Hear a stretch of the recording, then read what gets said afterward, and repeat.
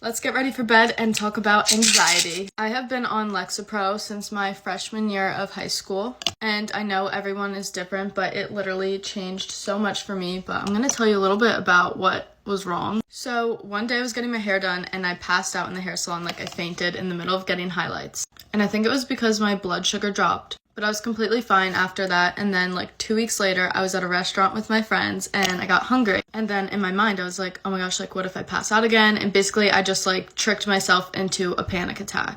But I didn't know what a panic attack was, and no one else did, you know, like I feel like mental health stuff just like wasn't as prevalent. So anyways, my dad picks me up and we go to the hospital.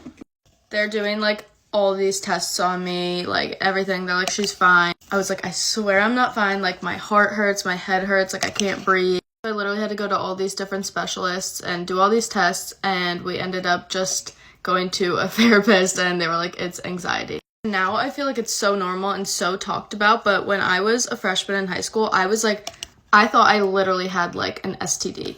I was like, oh, I cannot tell anyone. And I tried to refuse medication for a long time because I was like, I don't need this and I can do it on my own. But basically they described it to me that it's like a chemical imbalance in your brain and, you know, like you kind of just need it. But I basically had a fear of passing out, and anyone who was like friends with me at the time like will definitely remember. I brought food and snacks for every class. I always had like a Gatorade, a Kind bar on me. I didn't want to leave my house. I couldn't go to dance. I never had sleepovers with my friends. Then I would be so anxious that I would like not be able to eat, or I would like literally like gag my food up. Not cute. So I started on Lexapro. I think I started on 10 and then went up to 20.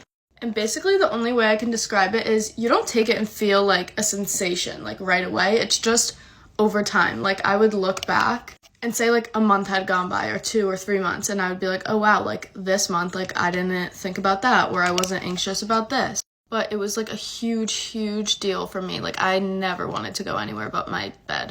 And it's a huge deal now that so many people deal with. Probably one of the biggest things that helps me when I am having anxiety is just telling someone, because that's the last thing you want to do. But if you're with someone and you're like, I'm having anxiety, or like I'm not feeling good, and you're close with that person, you just need to have someone there that's gonna like make you feel comfortable in case anything happens. They're there, they'll get you water, just sit down, like take a breath. And a lot of the times those people are probably gonna be like, I know exactly how you feel, like you don't need, this isn't something to be like ashamed of. I'm only on 10 milligrams now, which is like a really small dose, but it just keeps me sane.